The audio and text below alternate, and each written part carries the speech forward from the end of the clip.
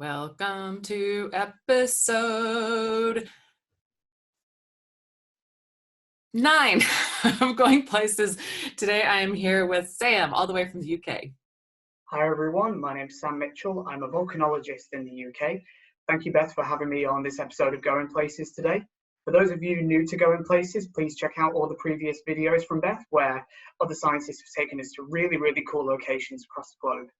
So for my episode today, I'm going to take you to a really fascinating location of remote volcanoes right on the other side of the world. So let me just share my screen with you all a second so we can get this started. Okay, so here we are, starting over here in the UK.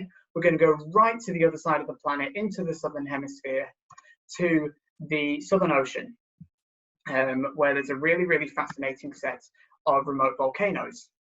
So as we go to the Southern Ocean here, what we can see from a larger view is the Scotia Plate. Now, the Scotia Plate is nicely outlined by this ridge along the top, a nice subduction zone over in the east, and then you can follow that round basically to the top of Antarctica. And why I find this location really fascinating is not only the tectonic setting that it's in, it's really remote, and it's been an area that we've not been able to monitor as well as we have other areas on the planet. But with better satellite technology and more research vessels and more coming and going to and from Antarctica for expeditions, this area is starting to become studied a lot more in recent years. It's also a fantastic place for some really unique wildlife, particularly in South Georgia up here and in the South Sandwich Islands themselves. But for me, my main area of interest here is the volcanoes over in the east part of the plate, which is the South Sandwich Islands. Now, in terms of the tectonics of the Scotia Plate, you actually have this microplate over here on the far east, and you can kind of see the rifting basin just over there in the middle, where it says aptly wow. And this microplate called the Sandwich Plate is moving eastward, with the South American plate moving westward and then subducting under, where you get the resulting arc of these volcanoes within the Sandwich Plate.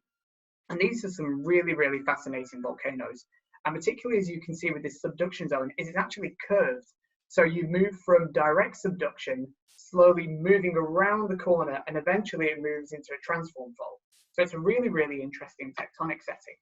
And these volcanoes are hundreds and hundreds of miles offshore of the main continents themselves. Now, if you're unfamiliar with maybe what some of these volcanoes are, if you've never heard of them, let's go to one up in the north here, which is Zawodowski Island. Now, Zawodowski may be familiar to some of you who have watched Planet Earth 2 in the last couple of years. And there's a sequence at the end of the Islands episode where they go to Zawodowski Island and film the chinstrap penguins, who millions of them living right at the base of this very active volcano.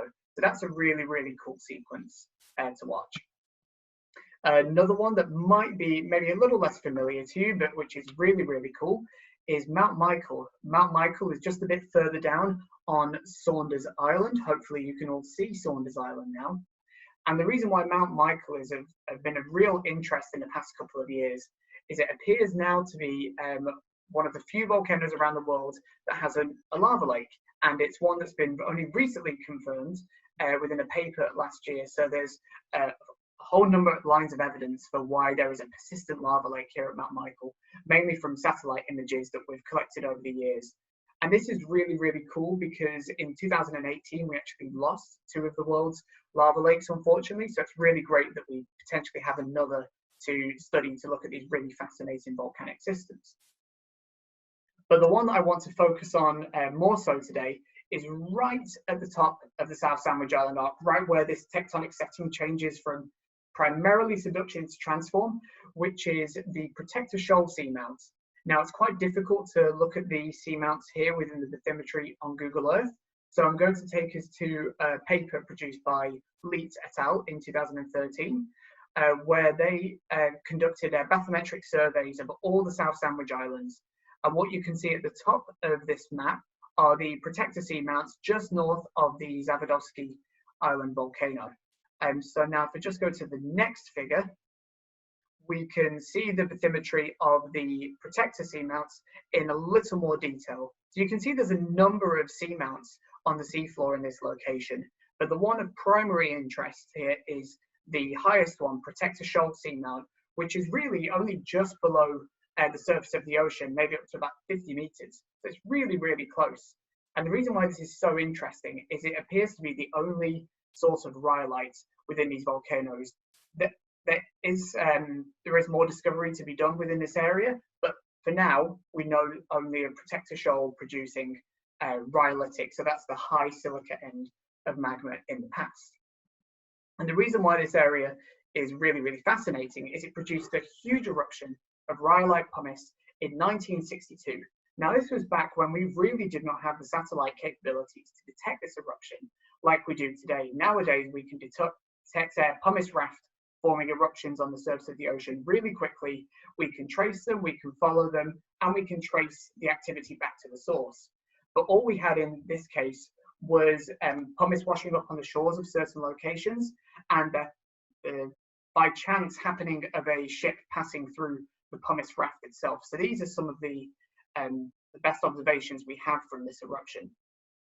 So pumice was collected from around the area, washing as far ashore as the eastern shores of Argentina, washing up on South Georgia Island, and also on the islands off of the Antarctic Peninsula. But it's not the only place it did. Now, these volcanoes are in a really, really unique setting around the globe, where they're able to transport pumice many, many miles. And this goes far away, enough all the way to the other side of the world, where pumice was found washed ashore in Tasmania. This is literally on the flip side of the Southern Ocean. And the pumice that's been washed ashore in Tasmania, and not long after this eruption, was confirmed geochemically that it was in fact an eruption from Protector Shoal seamounts.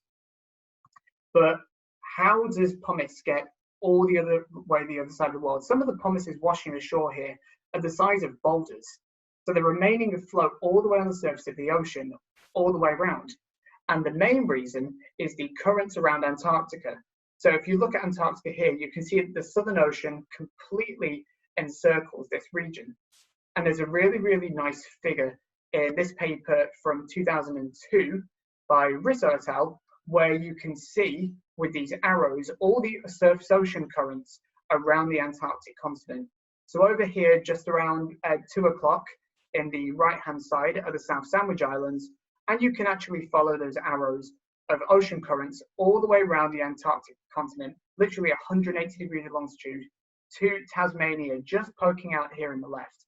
So you can see how these pumices would have been transported all the way around, and potentially even further. Now, we don't know if the pumice from this eruption actually circumnavigated the globe, but based on what we know now about pumice rafts, it is entirely possible.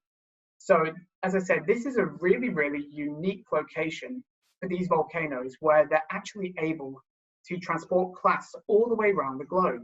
And that's something really unique to most volcanoes. So that's why I wanted to share this place with you today. Hopefully you know a little bit more about the South Sandwich Island volcanoes. I encourage you to look at these papers or to do some research of your own. A really, really fascinating area of great tectonic studies, and fascinating volcanology, geology, ecology, ocean currents, and it's a place where all of these disciplines combine. So I will now stop sharing the screen. So that's my Going Places episode.